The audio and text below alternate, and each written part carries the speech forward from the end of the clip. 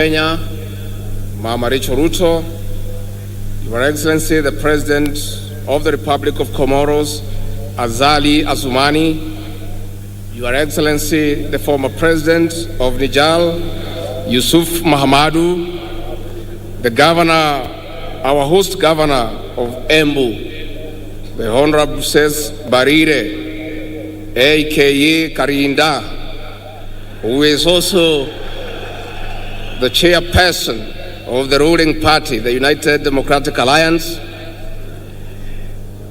the Chief Justice and President of the Supreme Court, the Speakers of the National Assembly and the Senate, Cabinet Secretaries present, heads of mission, dear Kenyans. 60 years ago, Kenya attained internal self-rule after an armed struggle led by our gallant men and women. Our great nation has been on a prosperity trajectory despite challenges. Our future is promising, and for this, Your Excellency, we honor our freedom heroes and heroines. On this day, we honor Kenyans whose hard work continues to drive our nation towards a life of dignity. Our resolve to attain this dignity is unwavered. We celebrate this day, Your Excellency, under the theme Empowering Sustainable National Development through Cooperatives and Micro and Small Businesses.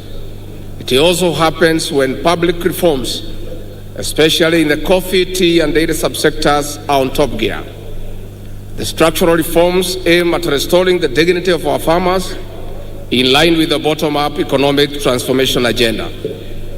It is in this regard, Your Excellency, that we have convened a special summit of all coffee stakeholders in the neighboring county of Meru next week to come up with practical interventions to put money into the pockets of our farmers.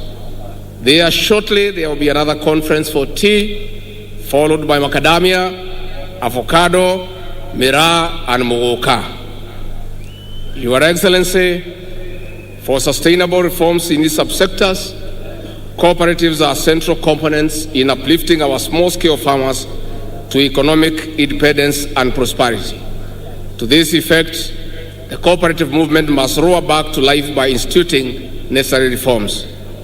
Your Excellency, if you allow me, before I invite you to address the nation, let me make an observation on the significance of hosting Madaraka Day celebrations this year in Embu County.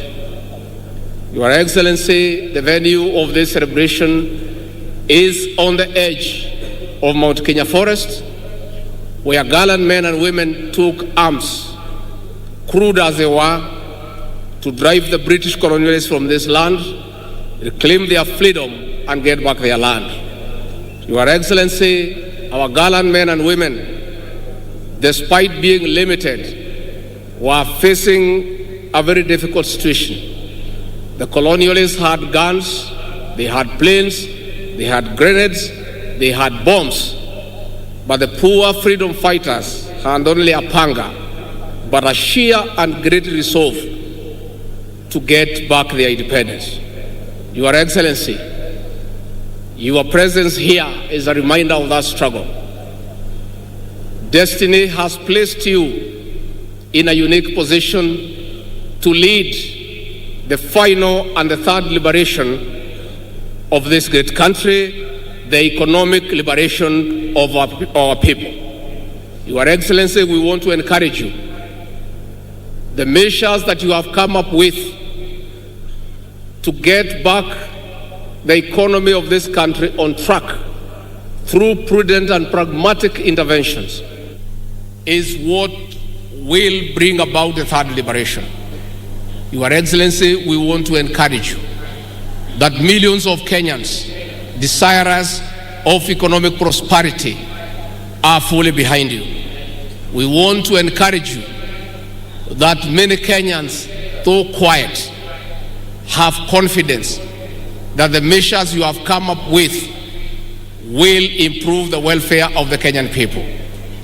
We want to urge all Kenyans to allow our president an opportunity to steer this country back to economic prosperity.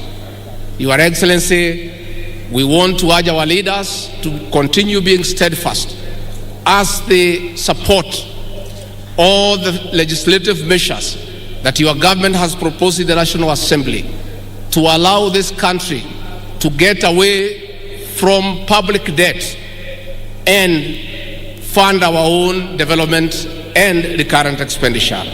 For that, Your Excellency, we want to assure you that the majority of Kenyans are behind you. Never mind our detractors. These detractors gave you no chance to succeed. As they see you making practical and pragmatic interventions, they are all over shouting and bringing a lot of propaganda, which is being enabled by the press. And we don't mind, because the press, as you all know, were part and parcel of the Azimio brigade. And therefore, Your Excellency, we want to urge you to continue with the confidence that the people of Kenya will give you the necessary support.